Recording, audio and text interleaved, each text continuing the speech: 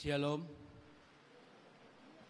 Saudara-saudara yang terkasih dalam nama Tuhan Yesus Kristus, perkenalkanlah kami, pelayan jemaat menyampaikan selamat datang kepada Bapak, Ibu, saudara-saudari, dan damai sejahtera dari Tuhan Allah kita yang menyertai kamu sekalian. Kiranya kehadiran Bapak, Ibu, saudara-saudari pada ibadah minggu ini menemukan sukacita yang besar dan anugerah yang berkat persekutuan kita dengan firman Allah. Seandainya saudara-saudara datang dengan latar belakang beban pergumulan yang berat, kurang sehat, kiranya Tuhan Yesus meringankan beban dan menyembuhkan saudara-saudara sekalian. Untuk itu, marilah kita saat teduh sejenak.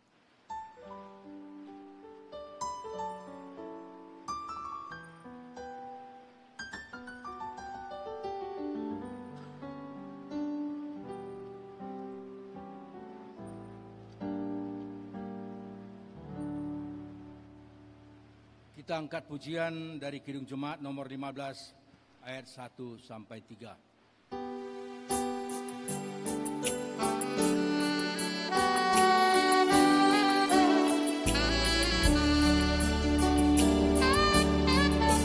Berhimpun semua menghadap Tuhan dan pujilah Dia murah benar. Berakhirlah segala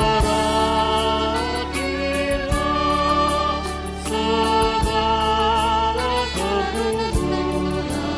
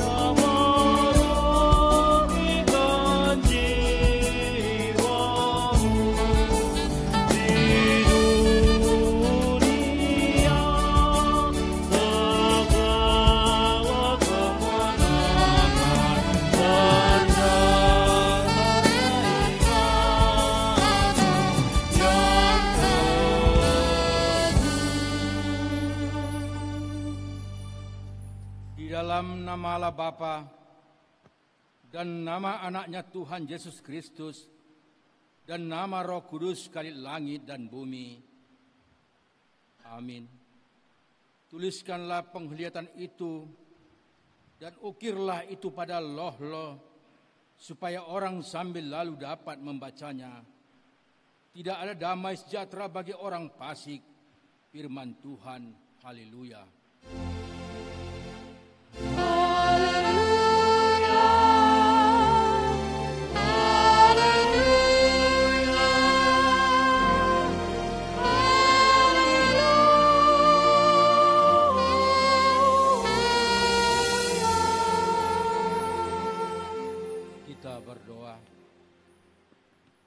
Ya Tuhan Allah Bapa kami, Engkaulah yang menolong kami di dalam kesusahan kami, karena kemiskinan yang menimpa kami.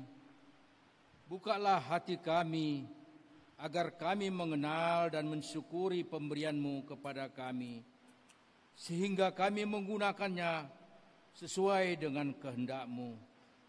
Teguhkanlah iman kami, agar kami juga menjadi pewaris dalam kehidupan yang kekal, yang Engkau sediakan bagi orang-orang yang percaya kepada-Mu, di dalam Yesus Kristus Tuhan kami. Amin.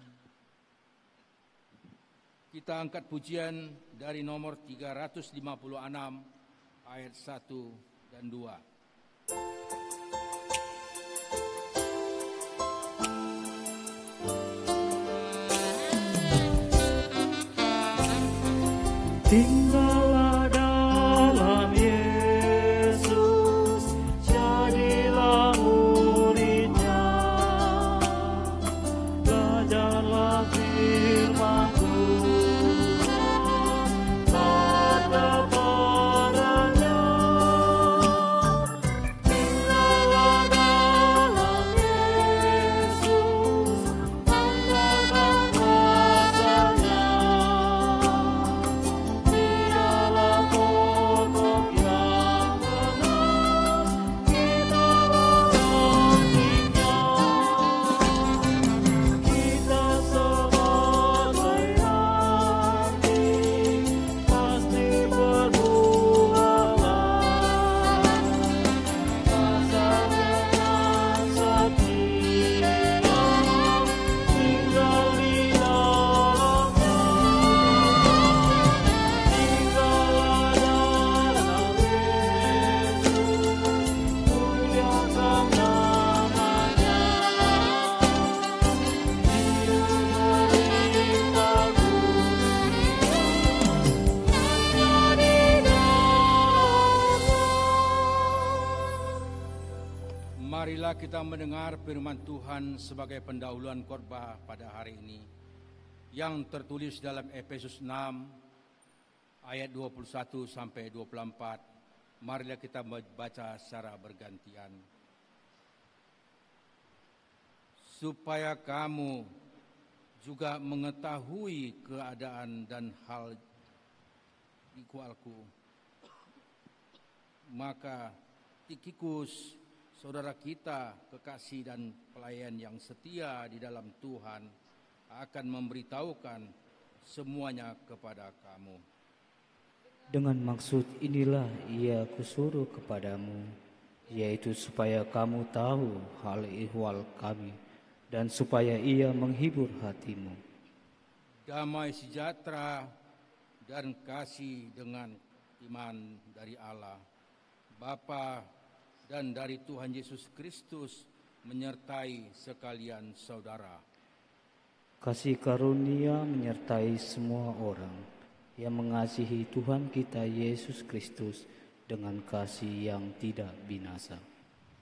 Demikianlah pembacaan firman Tuhan.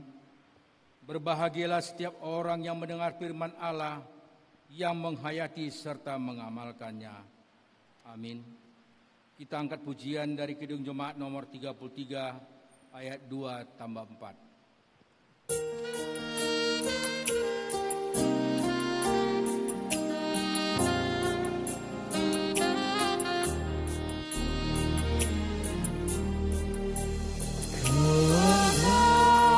Hatiku lemah, tenaga tak beri, ampuni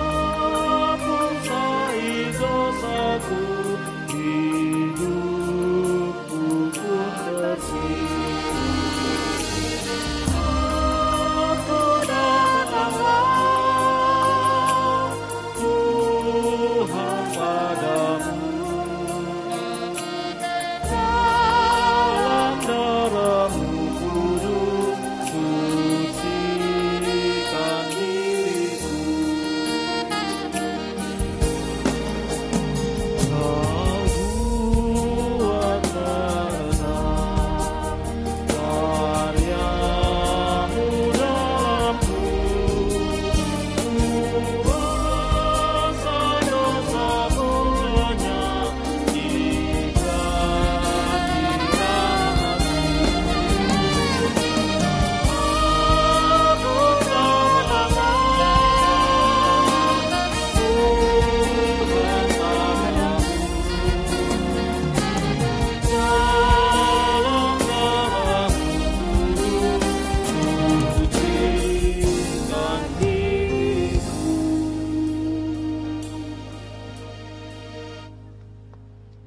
Bapak, Ibu, saudara-saudari, di dalam minggu ini Ada kemungkinan kita sakit hati, ada kebencian, ada tekanan di dalam kehidupan kita yang membuat kita berontak kepada sahabat kita, kepada orang tua kita, kepada keluarga, terlebih kepada Tuhan. Untuk itu, marilah kita mengaku dosa kita di hadapan Tuhan.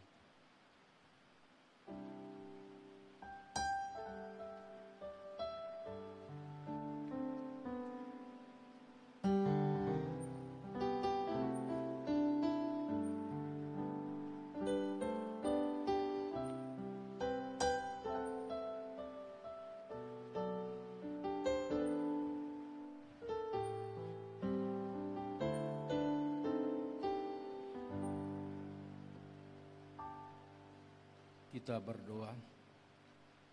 Bapa kami yang di sorga, yang maha mengasihi kami, datang bersembah sujud di hadapan-Mu, mengaku dan menyesali segala dosa dan kejahatan kami. Tolong dan kasihanilah kami, ampunilah segala kejahatan dan dosa-dosa yang kami perbuat di hadapan-Mu, oleh karena kasih anak-Mu Tuhan Yesus Kristus, yang telah mengorbankan dirinya untuk menebus kami. Amin. Janji Tuhan tentang pengampunan dosa. Demikian firman Tuhan yang mengasihi engkau. Biarpun gunung-gunung beranjak dan bukit-bukit bergoncang, tetapi kasih setiaku tidak akan beranjak daripadamu, dan perjanjian damaiku tidak akan tergoncang. Segala kemuliaan bagi Allah di tempat yang maha tinggi. Amin. Kita angkat pujian dari PKJ nomor 127 ayat 1 tambah 4.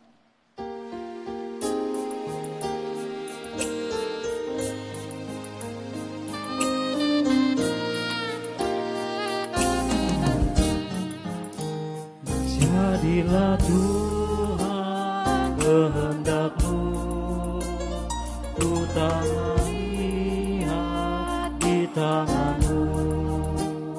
Bentuklah aku sesuka-Mu, aku nantikan sentuhan-Mu.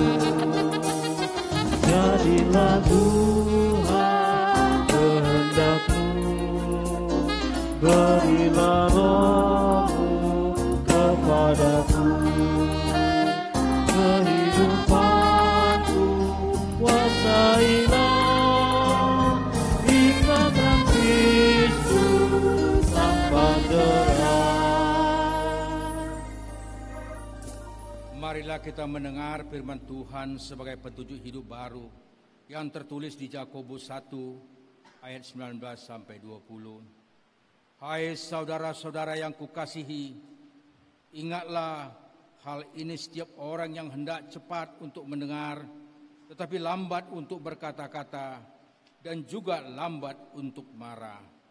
Sebab amarah manusia tidak mengerjakan kebenaran di hadapan Allah. Marilah kita sama-sama memohon kekuatan daripada Tuhan. Ya Allah Bapa kami, berilah kami kekuatan untuk melakukan yang sesuai dengan hukum-Mu. Amin. Kita angkat pujian dari Kidung Jemaat nomor 413 ayat 1 sampai 3.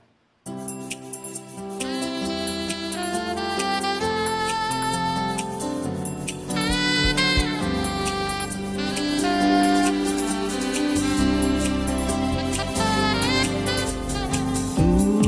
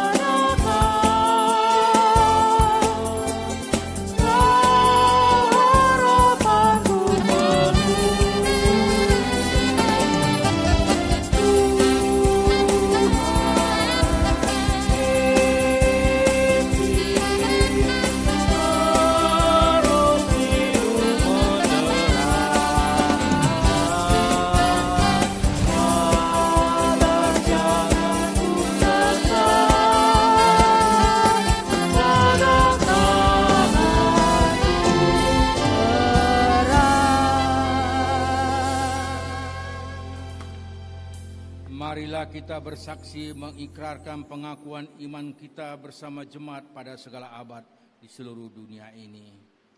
Aku percaya kepada Allah Bapa yang Maha Kuasa, Khalik langit dan bumi.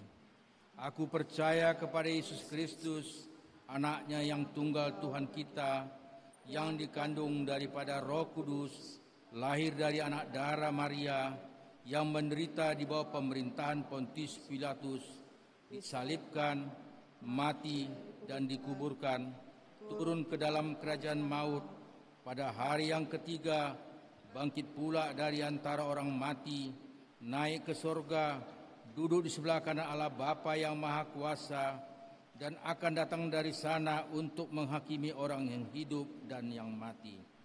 Aku percaya kepada Roh Kudus, gereja yang kudus dan am, persekutuan orang kudus, kebangkitan daging dan hidup yang kekal. Amin. Kita angkat pujian untuk menyambut firman Tuhan dari PKJ nomor 219.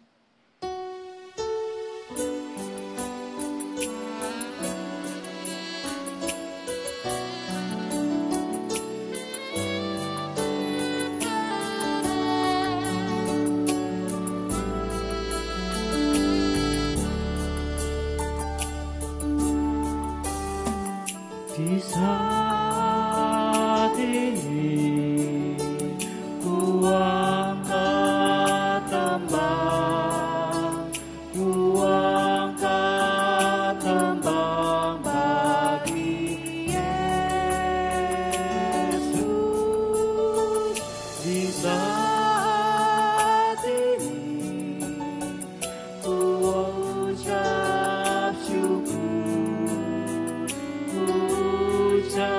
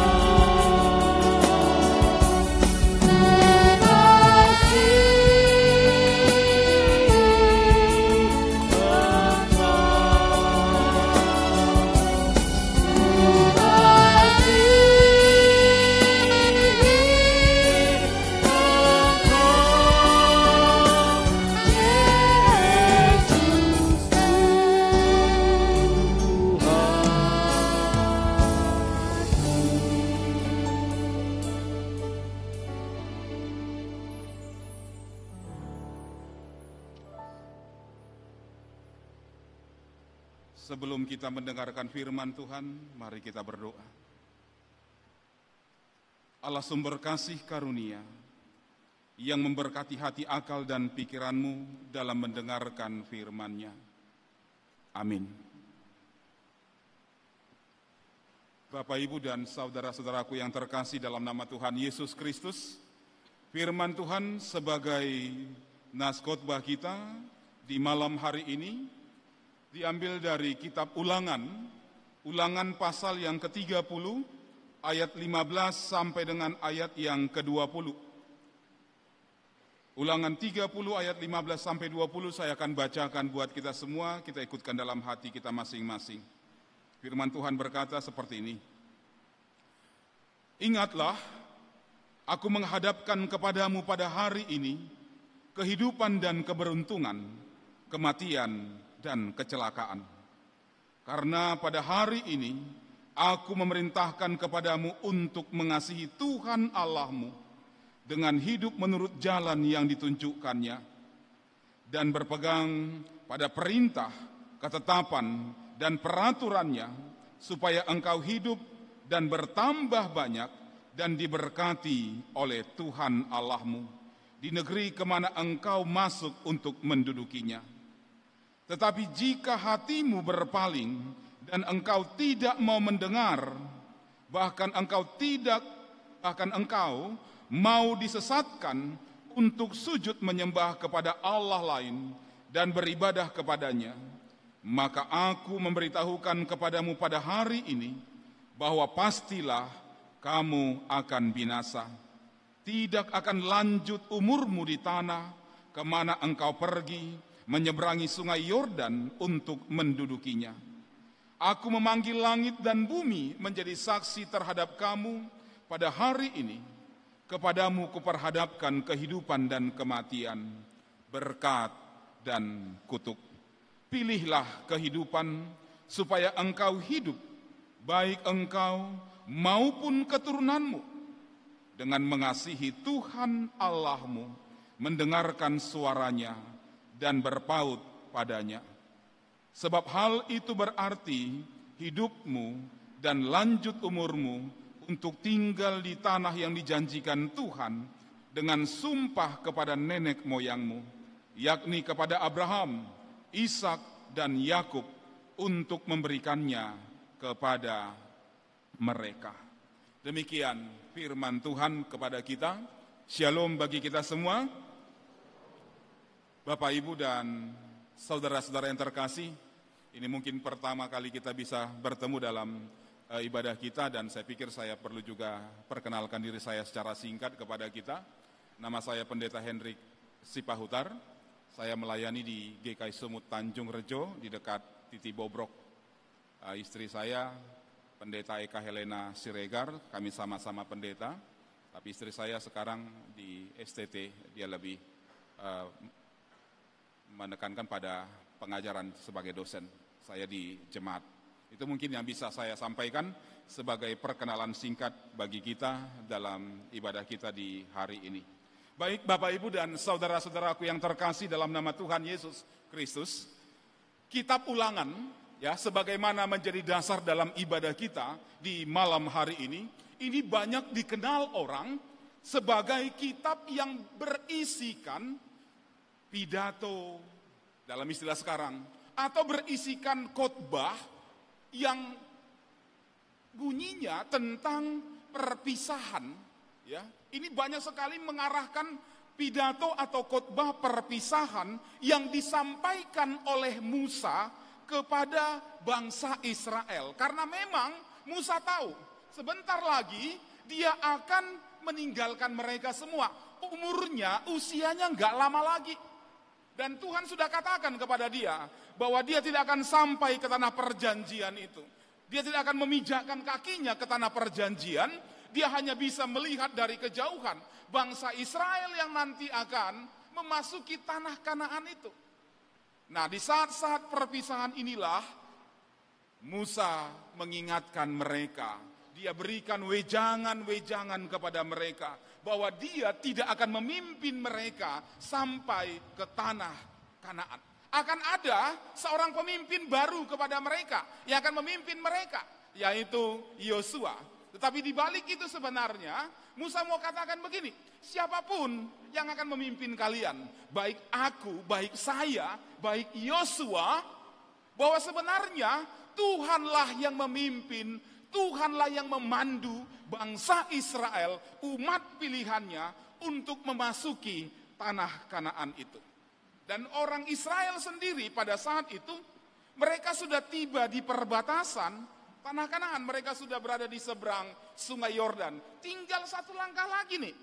Tinggal satu langkah lagi istilahnya, mereka akan masuk ke tanah perjanjian. Gak lama lagi, mereka akan memasuki sebuah suasana baru. Bukan lagi sebagai bangsa budak. Bukan lagi sebagai sebuah bangsa tanpa tanah, tanpa tempat. Tidak. Mereka akan benar-benar sebagai sebuah bangsa, sebab Allah sudah persiapkan bagi mereka tanah yang Dia pilih.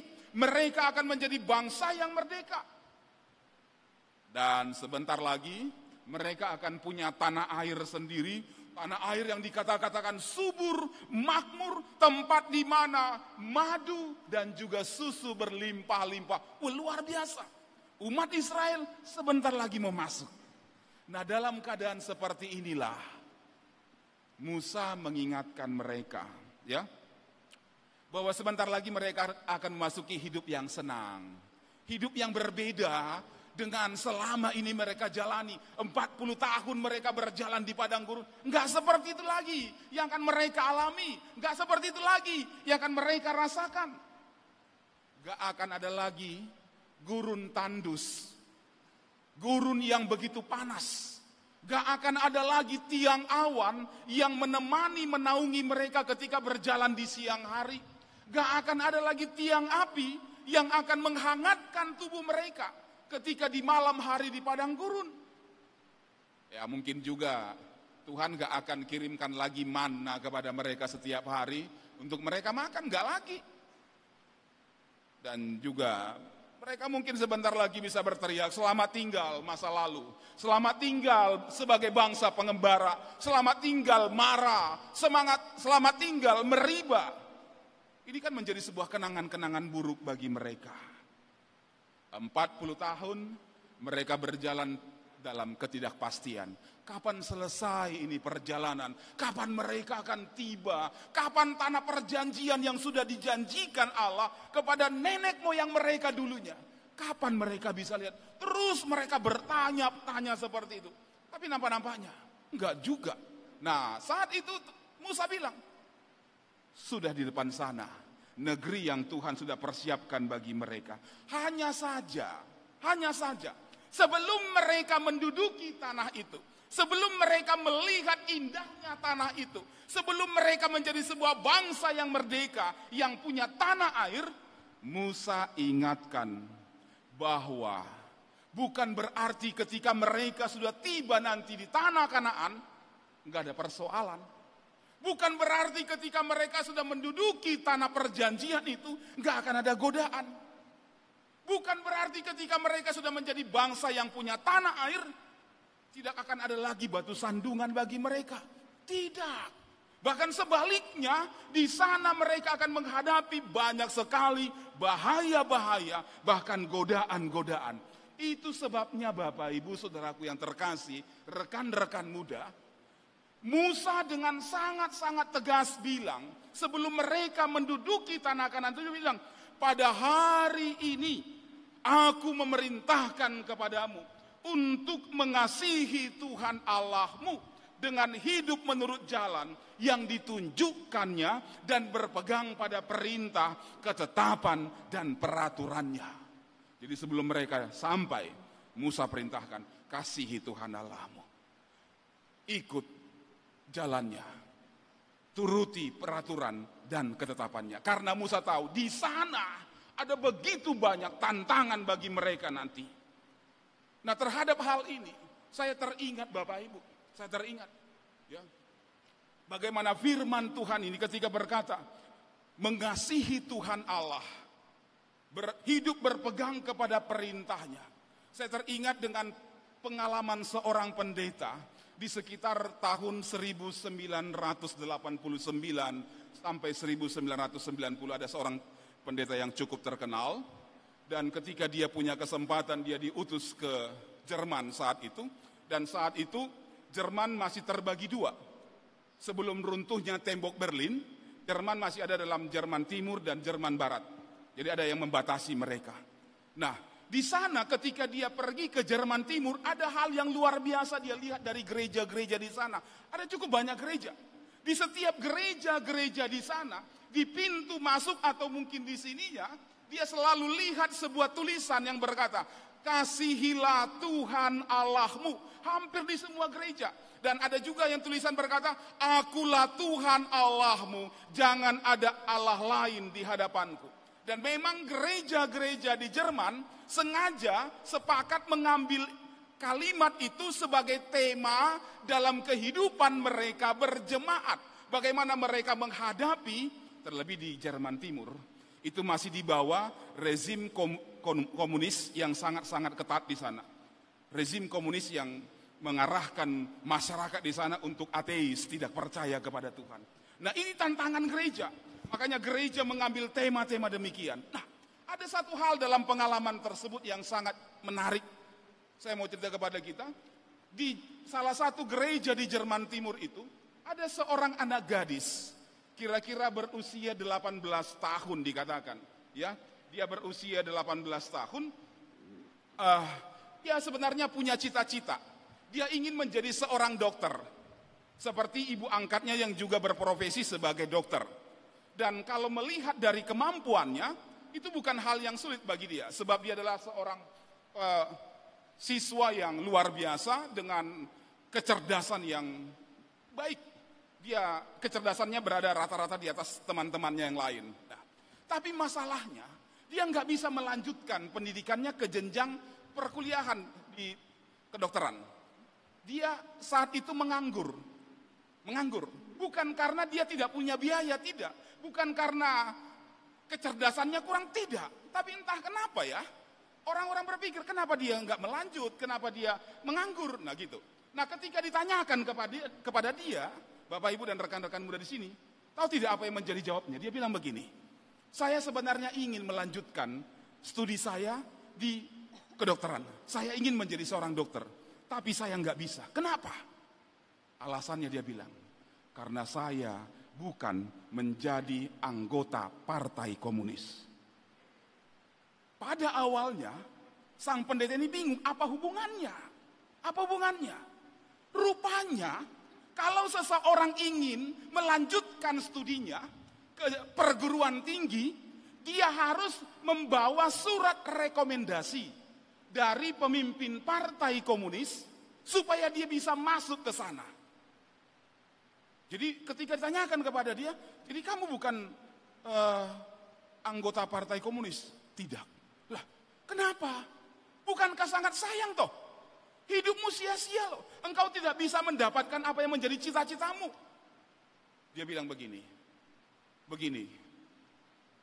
2 tahun yang saya dulunya adalah anggota partai komunis, dia bilang. Dulunya saya anggota partai komunis. Tetapi 2 tahun yang lalu, saya memutuskan, ya, saya mengambil sebuah keputusan dalam hidup saya keluar dari partai komunis.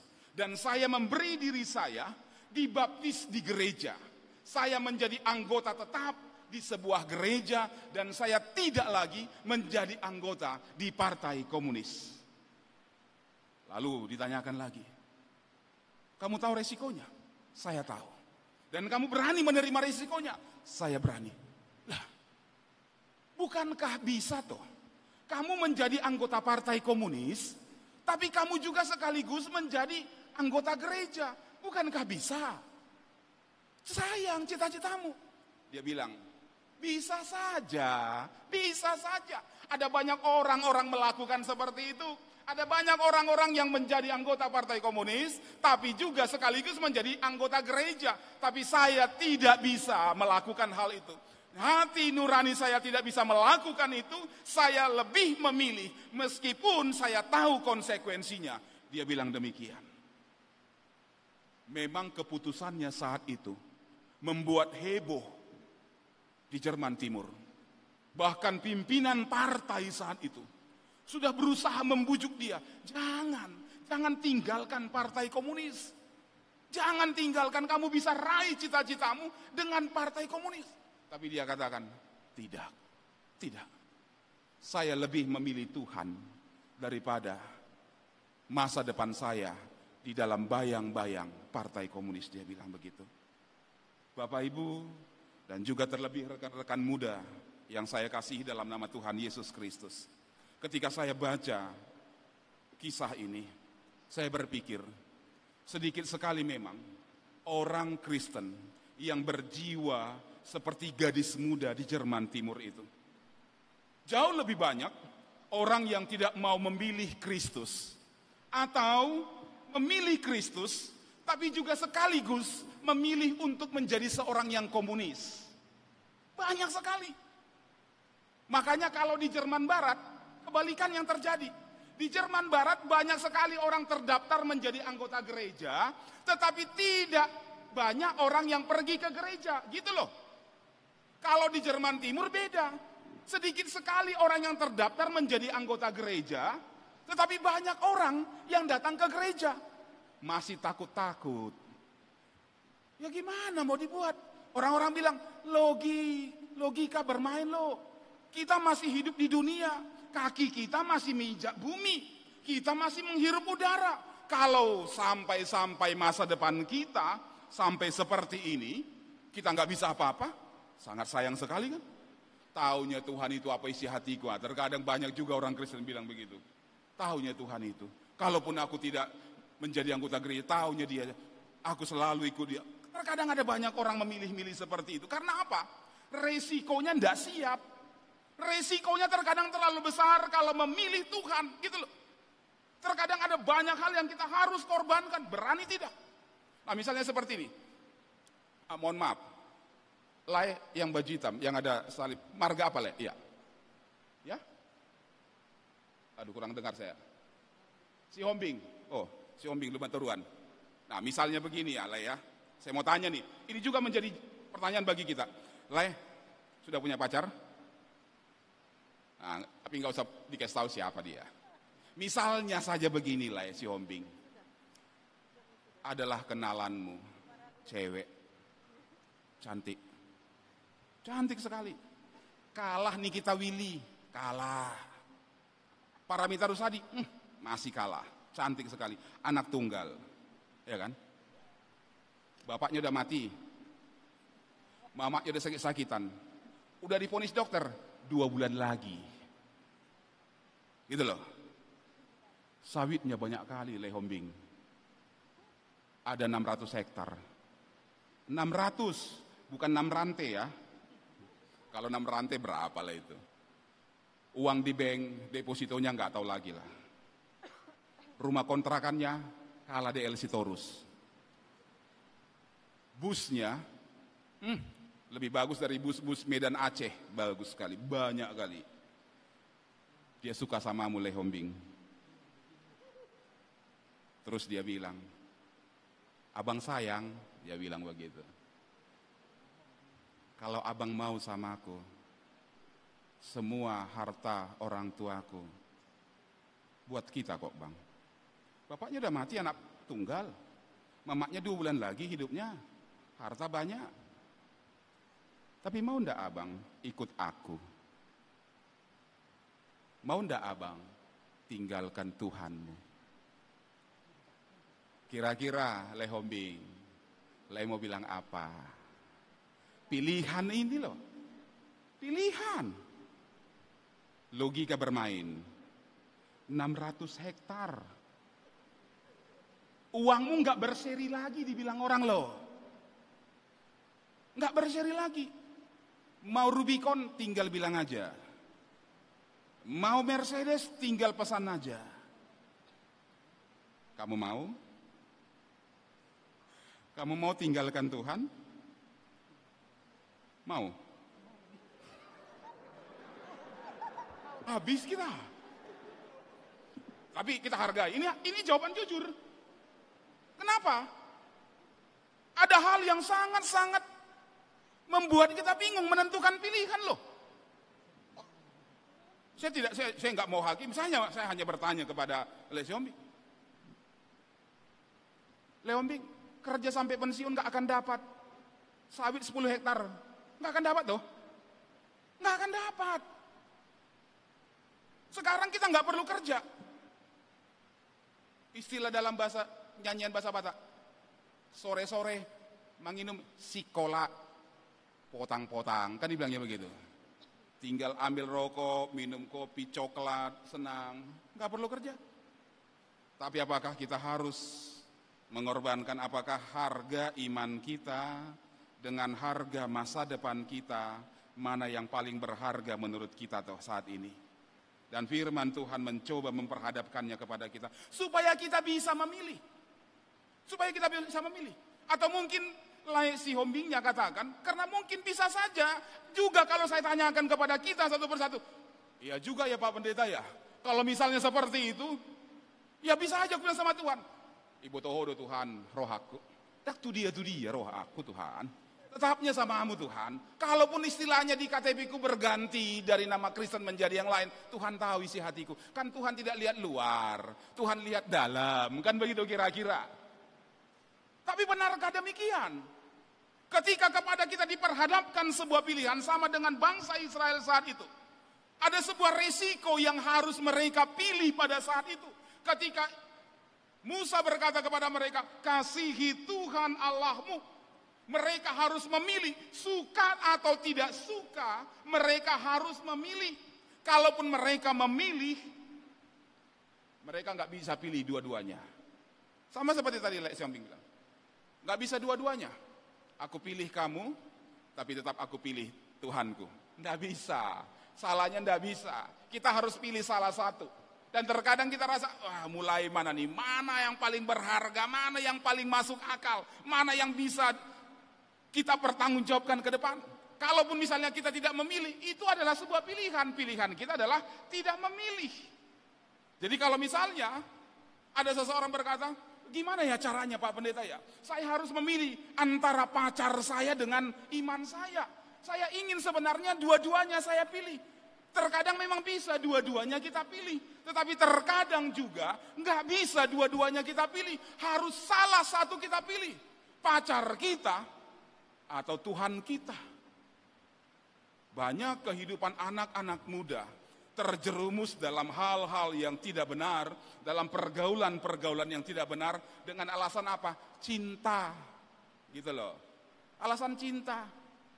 Bang, main ke kos yuk. Dek, ayo ke kos, ayo.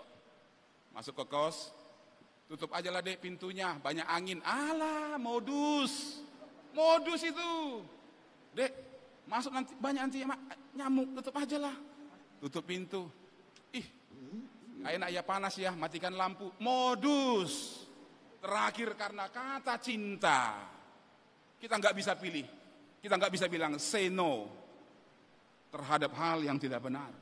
Tidak bisa kita pilih iman kita untuk berkata tidak terhadap hal-hal seperti itu. Musa memperhadapkan kepada kita. Musa memperhadapkan kepada bangsa Israel pada saat itu. Itu sebabnya Musa berkata kepada mereka, ketika mereka sebelum masuk ke tanah perjanjian, mereka harus memilih apakah tetap percaya kepada Tuhan atau sebaliknya meninggalkan Dia. Itu sebabnya dengan tegas Musa berkata, pilihlah.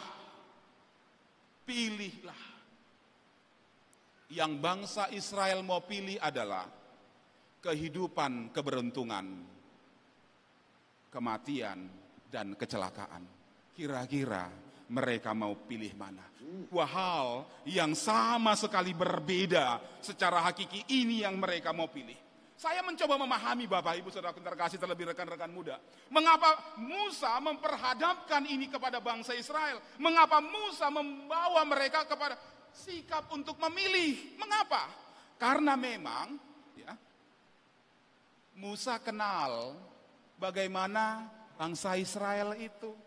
Musa mengerti karakter mereka. Musa tahu sifat mereka. 40 tahun ia bersama dengan bangsa Israel, memimpin mereka di padang gurun, membawa mereka dari Mesir ke tanah perjanjian.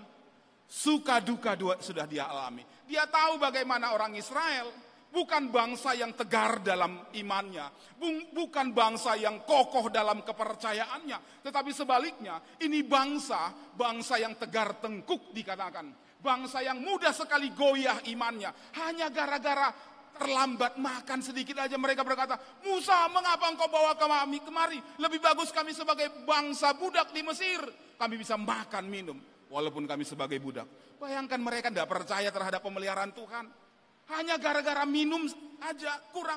Mereka bersungut-sungut kepada Allah.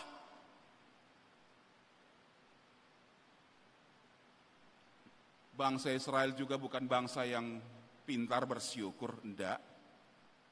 Sudah dikasih Tuhan setiap hari mereka makan, dipelihara Tuhan kehidupan jasmani mereka melalui mana. Mereka bilang, bosan kami makan mana, kami mau makan daging. Mereka bersungut-sungut kepada Musa dan Tuhan. Lalu Tuhan katakan, silahkan Tuhan kasih mereka makan daging. Tapi Tuhan bilang, jangan ambil seperlunya, jangan banyak-banyak.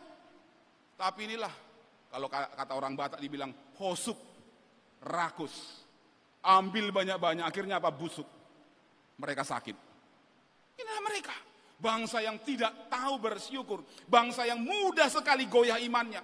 Mereka tidak mampu bersabar menantikan Musa turun dari Gunung Sinai. 40 hari Musa di sana. Mereka bilang, Musa mungkin sudah mati, mari kita buat bagi kita Allah kita. Mereka membuat patung anak lembu emas dan mereka sembah itu. Musa sangat-sangat marah, bahkan Allah sangat marah terhadap mereka. Allah menghukum mereka. Itulah karakter Israel. Makanya ketika Musa akan menghantar mereka memasuki tanah perjanjian dan dia sudah kenal dengan mereka, maka Musa bilang, pilihlah. Saat ini kalian buat perjanjian dengan Tuhan. Jadi bagaimana karakter kebiasaan orang Israel semua tertanam dalam benak Musa saat itu. Bangsa Israel bukan bangsa yang kokoh, bukan bangsa yang sempurna. Tetapi kenapa ya Tuhan pilih mereka ya? Kenapa ya? Saya pikir ini gambaran kita. Bangsa Israel dipilih Tuhan untuk memasuki tanah Kanaan, menerima berkat darinya bukan karena mereka layak, bukan. Tapi karena Allah yang melayakkan mereka. Sama seperti kita, masa depan kita sudah Allah buatkan indah. Masa depan kita sudah Allah rancangkan luar biasa. Bukan karena kita layak menerima itu. Tapi Tuhan mau katakan, aku persiapkan ini bagimu, hanya saja pilihlah. Apakah engkau mau menerimanya atau tidak? Jadi ini gambaran tentang kita. Gambaran tentang rekan-rekan muda semua di sini, saya yakin kita aminkan dalam hati. Masa depanmu, Tuhan sudah rancangkan masa depan yang indah. Amin. Allah tidak pernah rancangan kecelakaan bagimu, rancangan kematian bagimu. Tapi Allah selalu rancangkan rancangan kehidupan, rancangan damai sejahtera buatmu. Tapi saat ini Tuhan mau kamu memilih dalam hidupmu. Apakah Tuhan atau ilah-ilah lain? Apakah kehidupan, keberuntungan, atau kamu pilih kematian atau kecelakaan? Nah karena itu Musa berkata, pilihlah, ya pilihlah kehidupan, kematian, atau ya berkat atau kutuk. Dua pilihan yang Musa perhadapkan. Kita mau lihat. Ini dikatakan dalam ayat 15 sampai 16. Ketika Musa menyodorkan kepada bangsa Israel, pilihlah kehidupan. Kira-kira kehidupan yang dimaksud gimana? Kita hidup saat ini. Nah, yang dimaksud dengan kehidupan oleh Musa di sana adalah pengertiannya berarti hidup yang lama, yang bisa menikmati banyak hal. Yang hijau artinya yang menyegarkan. Menunjuk pada suasana penuh dengan sukacita. Lalu kata keberuntungan maksudnya di sini berarti kesenangan, sesuatu yang menyenangkan, baik, atau berbuah dengan konteks kemakmuran atau kesejahteraan. Jadi ini kira-kira pilihlah hidup yang bisa menikmati sukacita, damai sejahtera, di mana hal-hal menyenangkan ada dalam hidupmu. Apakah engkau mau pilih ini? Atau yang kedua, kalau kata kematian kira-kira bermakna begini, kosong, hampa, gak ada kehidupan, gak ada sesuatu yang mau diharapkan.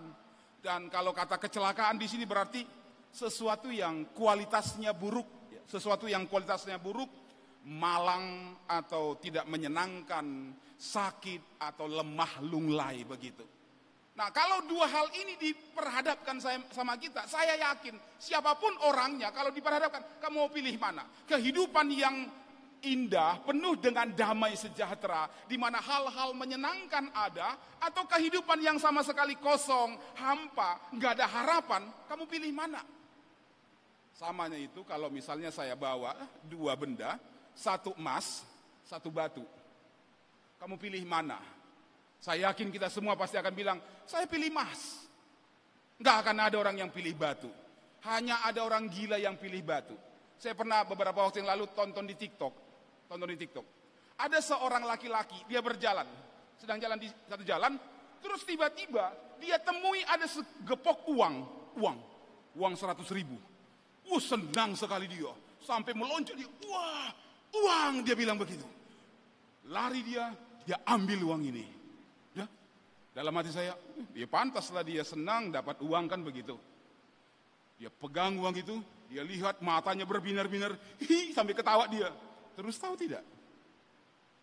Uang itu rupanya diikat pakai karet. Dia ambil karetnya, dia buang uangnya. Senang kali dia, dia bilang begitu. Hanya orang gila yang menghargai karet yang mengikat uang lebih daripada uang segepok gitu toh. Saya berpikir, hanya orang gila seperti itu. Itu TikTok. Orang gila sangat senang ketika dia dapat uang. Tapi bukan uang yang buat dia senang. Karet yang mengikat uang itu. Berapalah harganya? Nah, kalau misalnya kepada kita diperhadapkan hal seperti ini, kira-kira kita akan pilih apa? Pasti semua akan pilih kehidupan. Pasti kita akan pilih keberuntungan. Tapi tunggu dulu. Sebelum kita mau pilih itu, sebelum kita mau katakan kepada Tuhan, aku pilih kehidupan, aku pilih keberuntungan di hadapan-Mu Tuhan. Tunggu dulu. Mari hitung untung ruginya Bapak Ibu Saudaraku yang terkasih, rekan-rekan muda. Sebab apa? Memilih kehidupan, memilih keberuntungan dalam Tuhan, bukan tanpa sebuah konsekuensi, bukan tanpa harga. Tidak.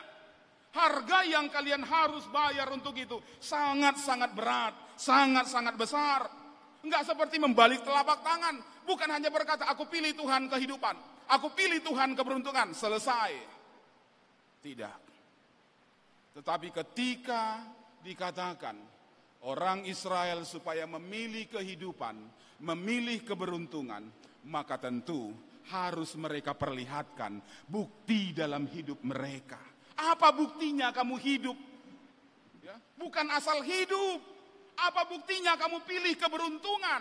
Bukan hanya sekadar berharap semoga hidupku beruntung. Bukan seperti itu. Tetapi inilah yang dikatakan dalam tema pemberitaan firman Tuhan kepada kita. Tema kita berkata, mengasihi Tuhan dan hidup menurut jalannya. Kalau kamu memilih kehidupan, kalau kamu memilih keberuntungan, maka ada dua bukti yang harus kamu perlihatkan. Pertama adalah mengasihi Tuhan. Saudara-saudaraku yang terkasih, mengasihi Tuhan bukan hanya sekedar berkata, I love you God. Bukan hanya sekedar berkata, aku mencintaimu Tuhan. Bukan hanya sekedar berkata, ketika terkejut, oh Tuhan Yesus. Bukan hanya sekedar itu. Sekarang kan banyak orang-orang Kristen yang orang Kristen latah kan. Karena teman-teman yang lain, kalau terkejut bilang, astagfirullah. Oh itu terkejutnya versi teman kita seberang. Terus kalau terkejutnya orang Kristen gimana? Dari bilang kawan, Tuhan Yesus, Tuhan Yesus, Tuhan Yesus. Wah, itu terkejut rohani, kira-kira begitu. Saya pernah naik angkot.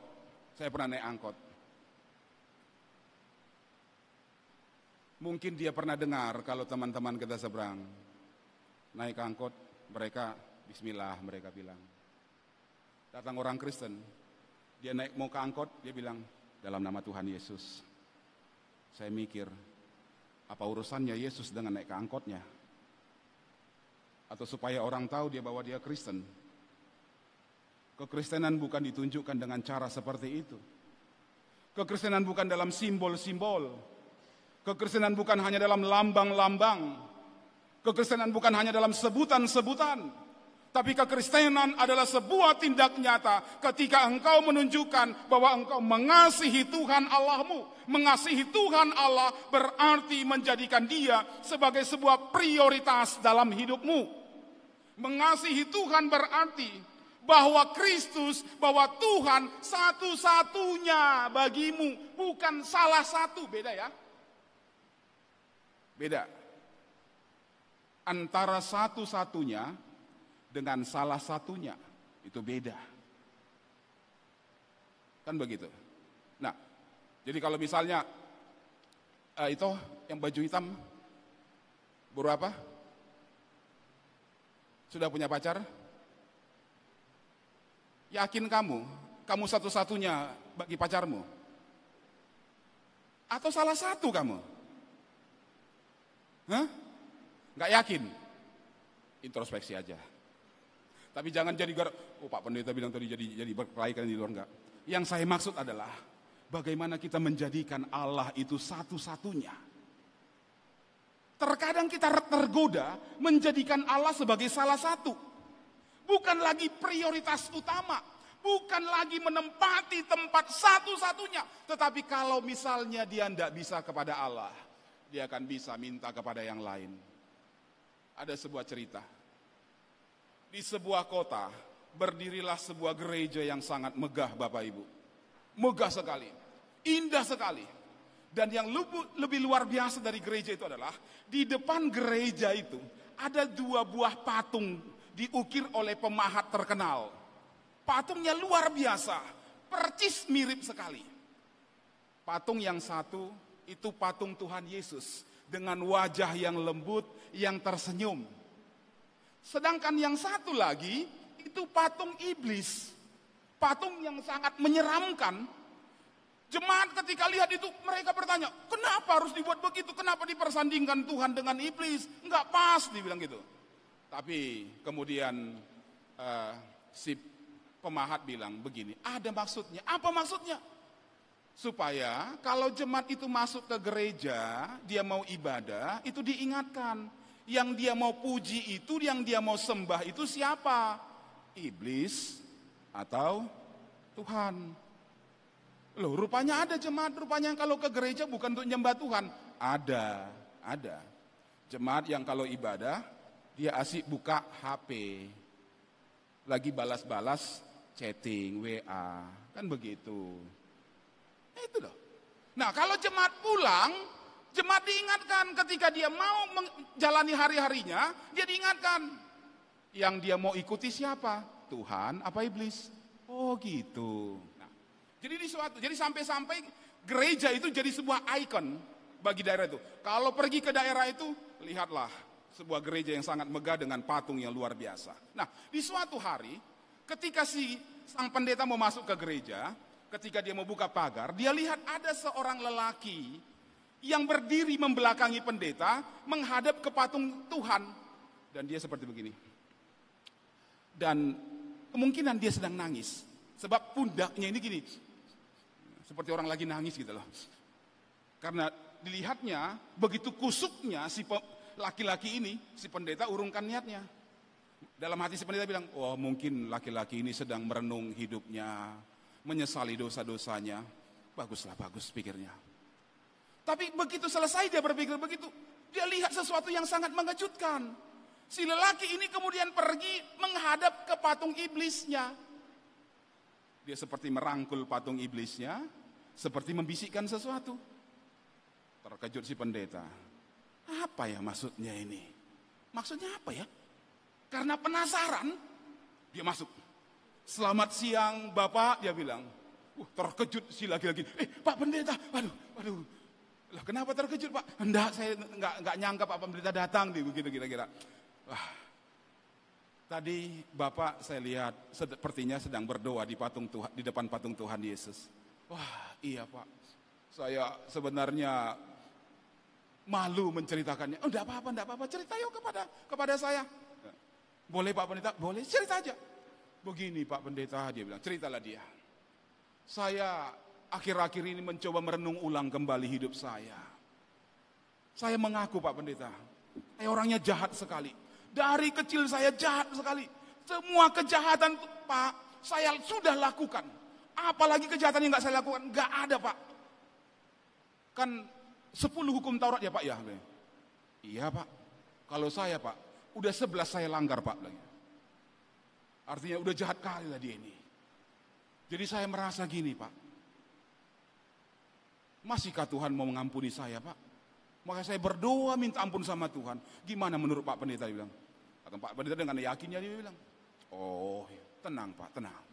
Tuhan sudah berjanji, Dia akan mengampuni semua orang yang mau mengaku dan menyesali dosa-dosanya. Sekalipun dosamu merah seperti kesumba, akan menjadi putih seperti salju. Benarkah Pak? Iya, aduh. Tenang kali hatiku Pak. Oh ya. Tapi persoalan sama si pendeta belum selesai. Terus dia bilang, tapi begini Pak. Tadi setelah saya lihat Bapak berdoa di depan patung Tuhan, saya lihat Bapak pergi ke patung iblis. Maksudnya apa? Enggak apa-apa itu Pak, dia bilang. Enggak apa-apa, cerita aja. Malu saya Pak. Ceritalah. Begini Pak, dia bilang. Saya peluk iblis, saya bisikkan sesuatu. Saya bilang begini Pak Pendeta.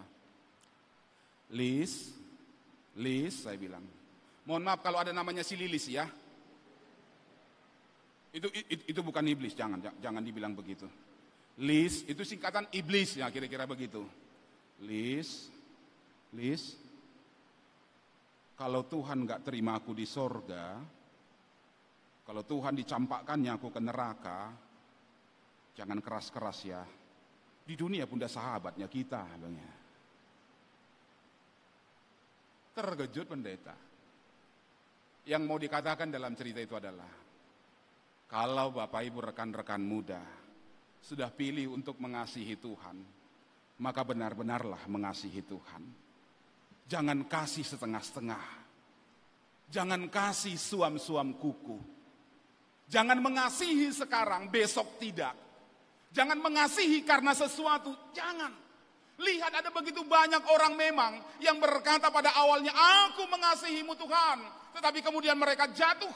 Tapi lihatlah, belajarlah kepada Abraham. Luar biasa ketika dia jadikan Allah sebagai prioritas utama dalam hidupnya. Allah sebagai satu-satunya bagi dia. Ketika Allah katakan, Abraham, keluar engkau dari tanah ini, ke tanah yang akan kutunjukkan kepadamu. Karena kasihnya kepada Allah, maka Abraham mengikutinya.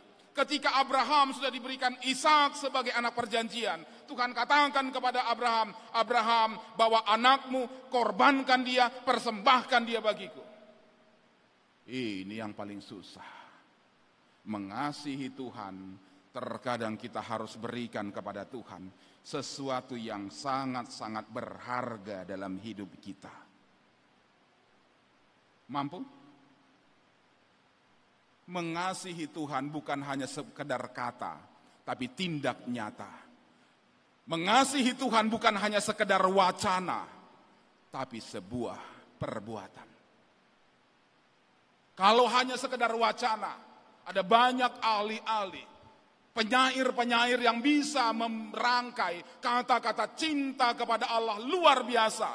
Tetapi tidak semua orang bisa merangkai tindakan cinta dalam hidupnya kepada Allah. Lihat Abraham, karena kasihnya kepada Allah dia bawa, dia persembahkan, sanggup. Yesus Kristus dalam hidupnya karena kasihnya kepada Sang Bapa. Ketika Sang Bapa katakan dia harus menderita, dia berkata dalam doanya, bukan kehendakku Bapa, tapi kehendakmu yang terjadi. Karena prioritas bagi dia adalah kehendak Sang Bapa, bukan maunya, bukan mauku, tapi maunya Bapa, kehendak Bapa, rencana Bapa. Memang kasih ini, menurut seorang filsuf terkenal, Friedrich Nietzsche, mengatakan kekristenan mengajarkan sesuatu yang membuat lemah manusia itu. Yaitu apa? Kasih. Kasih tidak akan bisa membuat manusia survive dalam kehidupan. Sebab kasih akan membentuk manusia-manusia lemah yang tidak bisa bertahan. Seharusnya manusia itu homo homini lupus. Yang kuat, yang bertahan. Bagaimana mungkin kita bisa bertahan? Kata Friedrich Nietzsche, Sebab Tuhan meminta yang paling indah, yang paling berharga dari hidup kita. Itu sebabnya ada seorang muda yang kaya ketika datang kepada Tuhan Yesus, ketika dia bertanya apa yang harus kuperbuat untuk bisa hidup kekal. Tuhan bilang, kasihi Tuhan Allahmu. Oh, kalau wacana dia bilang dari kecil, Tuhan, udah kulakukan. Dari kecil, sudah kuperbuat. Gak ada yang tinggal Tuhan. Satu langkah lagi, tindak nyatamu. Apa? Jual hartamu, lalu berikan kepada orang-orang miskin. Masalahnya adalah, yang Tuhan bilang jual hartamu semuanya. Bukan seperempat, bukan setengah, bukan 3/4, tapi semuanya. Masalahnya bagi si orang muda itu, dia bisa survive karena apa? Karena harta. Maka ketika itu dijual, dia itu diberikan, maka dia mau survive karena apa? Apalagi dasarnya untuk bisa bertahan dalam kehidupan yang keras. Maka kemudian dia pergi meninggalkan Tuhan. Mampu rekan-rekan muda? Mengasihi Tuhan lebih dari apapun? Makanya saya bilang, sebelum kita aminkan dalam hati, hitung untung ruginya dulu.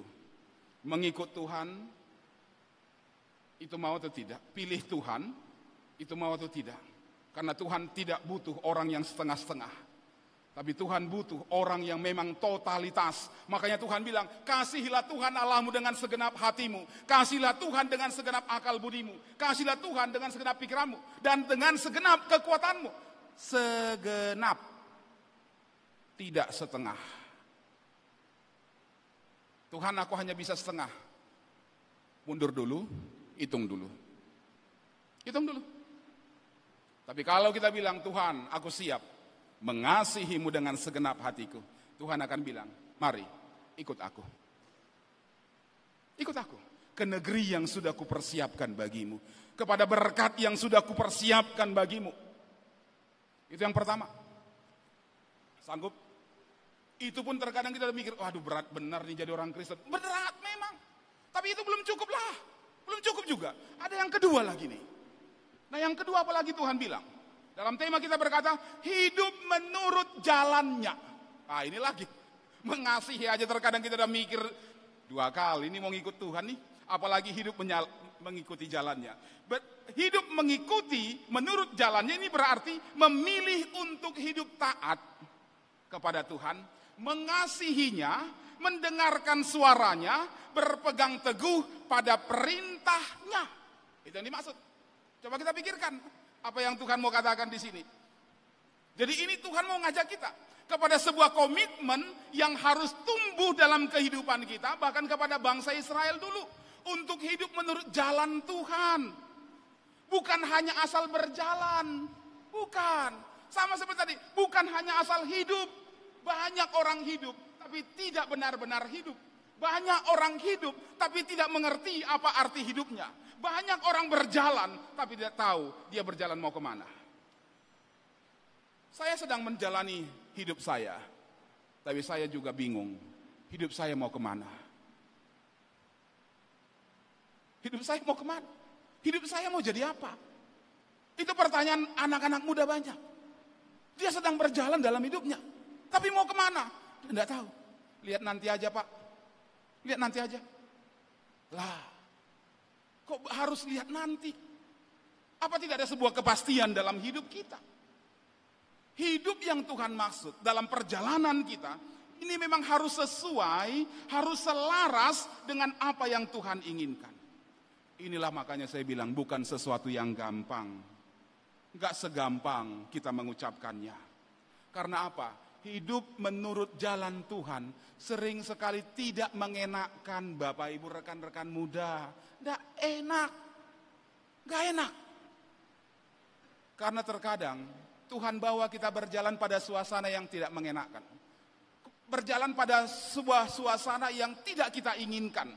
Lihat bangsa Israel. Mereka berpikir ketika mereka keluar dari Mesir, mereka langsung tiba itu nanti di tanah Kanaan. Enggak lama jalannya, pokoknya kalau boleh jalan pintas, jalan singkat. Wah, enak kan? Enak ikut Tuhan itu mungkin bagi mereka. Nggak perlu berjuang, nggak perlu berperang. Mereka bisa keluar dari Mesir, lalu berjalan sebentar, sampai. Buktinya apa? 40 tahun Tuhan membawa mereka berjalan. Kenapa? Apakah Tuhan kurang kerjaan? 40 tahun pimpin bangsa Israel itu. Apa Tuhan nggak punya yang lain? Cara yang lain? Kenapa ya? Harus 40 tahun. Tuhan punya maksud. Membentuk bangsa Israel dari yang sekian ratus tahun diperbudak. Membentuk mereka menjadi mental-mental budak. Untuk menjadi bermental bangsa merdeka. Itu bukan perkara mudah. Maka Tuhan membawa mereka berjalan 40 tahun untuk membentuk mereka. Membentuk mereka. Dan tahu tidak? Berapa orang-orang Israel yang benar-benar keluar dari Mesir bisa sampai ke tanah Kanaan hidup-hidup? Berapa orang? Berapa orang mereka yang bisa sampai ke tanah Kanaan ini?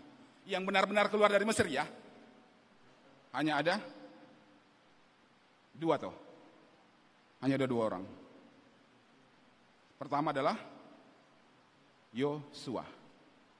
Yang kedua adalah Kaleb. Yang lain kemana? Mati di tengah jalan. Terus temannya si Yosua dengan si Kaleb masuk ke tanah perjanjian. Inilah orang-orang yang lahir di tengah jalan. Luar biasa pembentukan Tuhan. Sebab Tuhan tahu, kalau mereka langsung masuk ini, mereka nggak bisa, nggak layak mereka. Harus dibentuk, dan mereka tidak tahan dibentuk Tuhan. Banyak orang berjatuhan ketika dibentuk Tuhan. Karena bentukan Tuhan, tempaan Tuhan dalam hidup kita terkadang keras. Terkadang kita menjerit, terkadang kita menangis. Tuhan, mengapa harus terjadi? Kita menangis terseduh-seduh. Tapi Tuhan bilang, aku sedang membentuk engkau, anakku. Untuk membentuk tanah liat menjadi barang yang bagus, tembikar yang mahal harganya. Apakah bisa hanya dielus-elus begini aja? Diembus-embus, lalu terbentuklah menjadi sebuah tembikar yang bagus? Dia harus dipukul. Dia harus dipukul berulang-ulang. Dia harus dibentuk, dia harus dibakar berulang-ulang. Sampai dia bagus. Jadi, kalau memang saat ini engkau dibentuk, masa-masa pembentukan Tuhan kepadamu, di masa mudamu ini, jangan mengeluh. Jangan mengeluh. Ini saatnya Tuhan bentuk kamu, supaya apa? Supaya kelak berkat yang dia sudah persiapkan, bisa engkau nikmati dengan sesungguhnya. Jangan berpikir, ya kalau boleh Tuhan, singkat aja dah. Praktis, cepat. Tuhan punya cara, Tuhan punya waktu. Benar tidak? Itu yang Tuhan mau. Anak-anak muda, anak-anak Tuhan, saya lihat banyak di sini.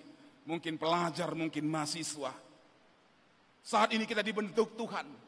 Mungkin tempaan Tuhan, ketika kita berjalan di jalannya, membuat kita meringis. Tapi teruslah berjuang bersama Tuhan. Allah tidak memperpendek perjalanan mereka.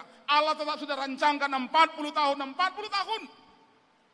Kalau sebenarnya tarik garis lurus nggak sampai segitu. Tapi kenapa muter-muter? Terkadang hidup kita juga muter-muter. Kenapa sih Tuhan? Tuhan lihat ada sesuatu yang masih kurang dalam dirimu. Ada masih sesuatu yang harus diperbaiki dalam dirimu. Terkadang cercaan, terkadang banyak hal-hal yang membuat terkadang kita mau, Tuhan aku angkat bendera aja lah. Tuhan aku menyerah. Tapi saat ini Tuhan mau bilang jangan menyerah. Terus berjuang. Terkadang kita terima makian, cercaan, hinaan dari banyak orang. Ingat, pohon itu bisa tumbuh berbuah yang baik. Karena ada pupuk yang baik kepada dia. Ya kan? Nah kalau kita dari kampung-kampung, saya dulu 12 tahun di Siborong-Borong di Sipultak. Pupuk yang terbaik itu bukan pupuk kimia. Tapi biasanya adalah kotoran babi. Terkadang untuk membuat kita bertahan, terkadang kita seperti dilempari dengan kotoran. dilempari dengan kotoran. Terkadang kita nggak tahan. Tuhan, kenapa harus seperti ini? Habis hari ini mau dikatakan, itu pupuk terbaik buat kita, untuk kita bisa bertumbuh, berbuah yang manis kelak. Amin. Itulah. Jadi rekan-rekan muda semua jangan menjadi orang-orang yang minta praktisnya aja.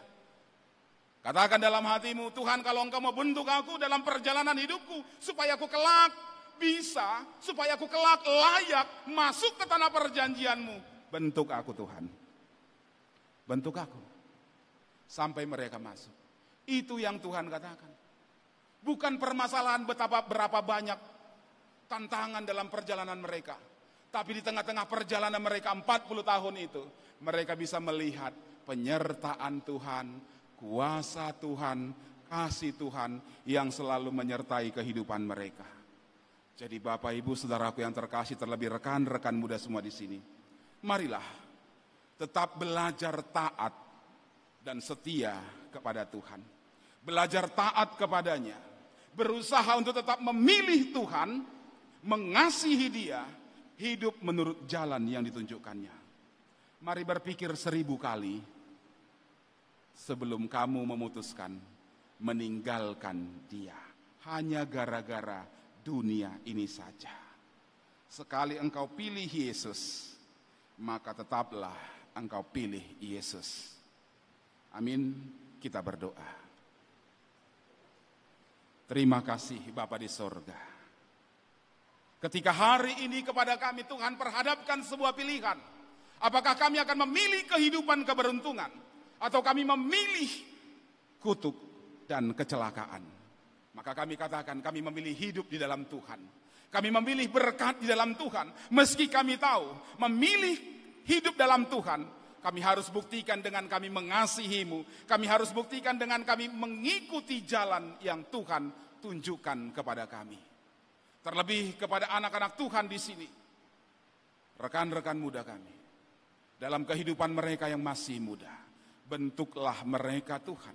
Seturut dengan apa yang Tuhan kehendaki. Terima kasih Bapa. Dalam nama Putra-Mu Tuhan Yesus, kami berdoa.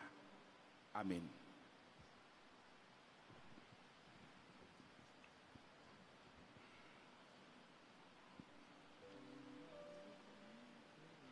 Kita mengangkat nyanyian kita dari Kidung Jemaat 370, Ku mau berjalan dengan juru selamatku.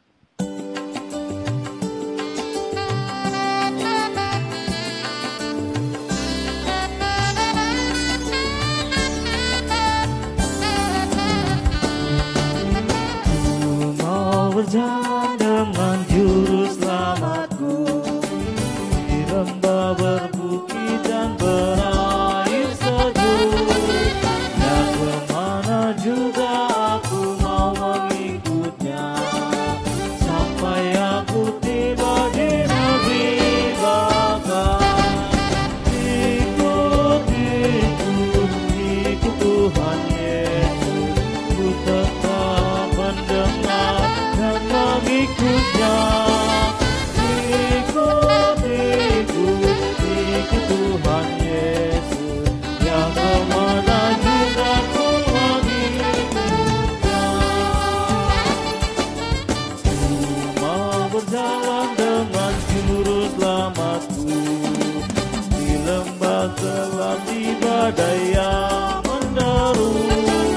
Aku takkan takut di bahaya apapun, bila ku dibimbing tangan Tuhanku.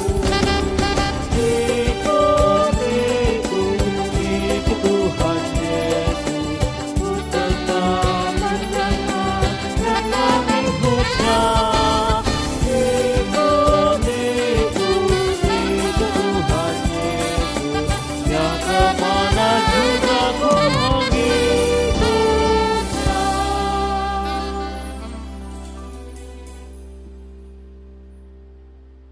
Saudara-saudaraku yang terkasih, kita akan memberikan persembahan kita kepada Tuhan.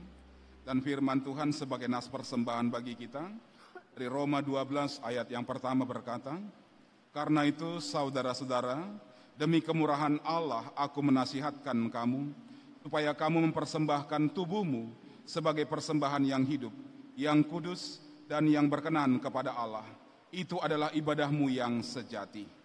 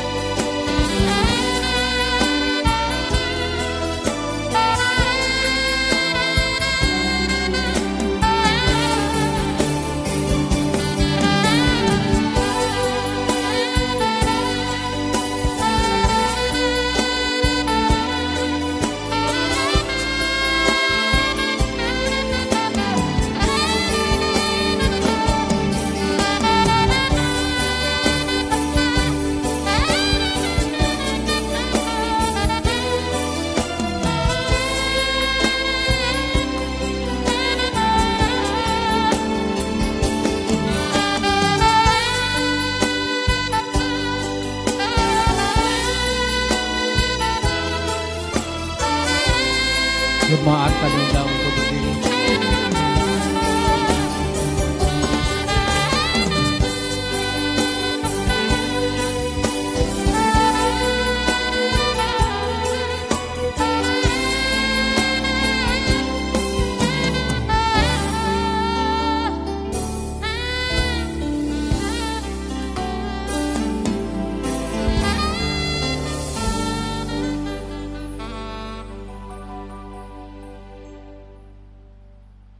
Mari kita bawa persembahan kita dalam doa, kita berdoa.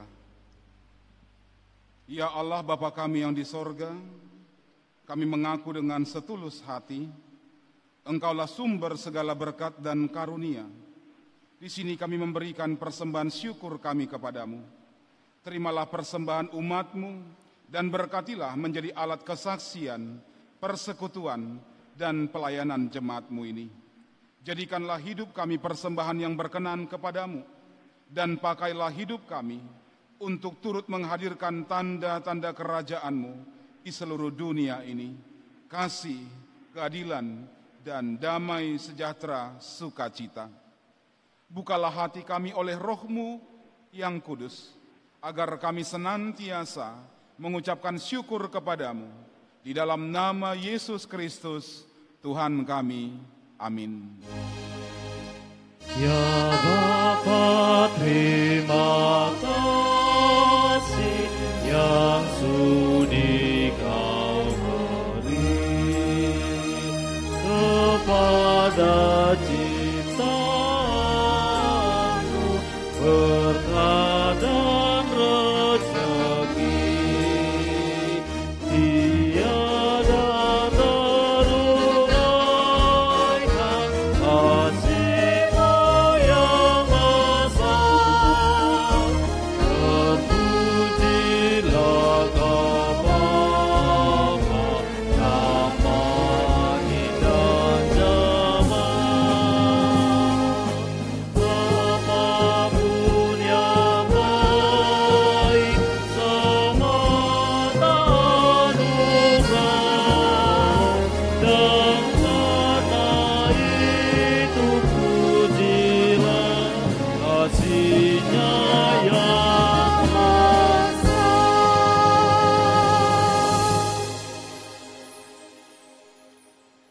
Bapa kami yang di sorga, dikuduskanlah nama-Mu, datanglah kerajaan-Mu, jadilah kehendak-Mu di bumi seperti di sorga. Berikanlah kami pada hari ini makanan kami yang secukupnya, dan ampunilah kami akan kesalahan kami, seperti kami juga mengampuni orang yang bersalah kepada kami.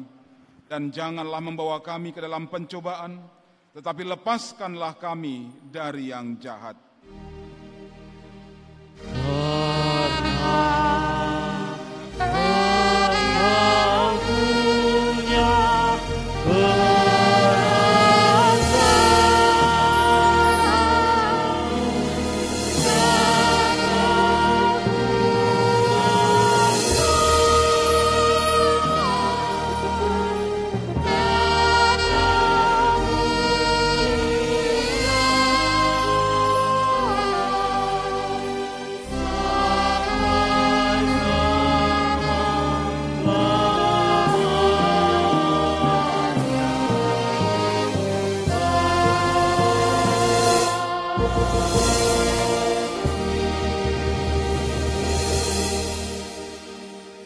Terimalah berkat dari Tuhan.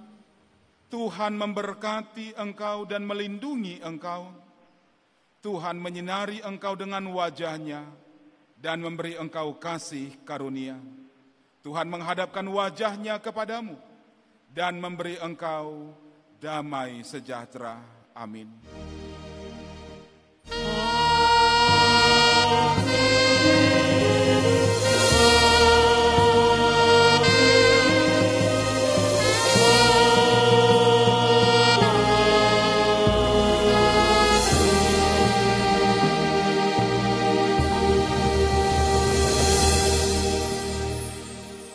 Shalom bagi kita semua.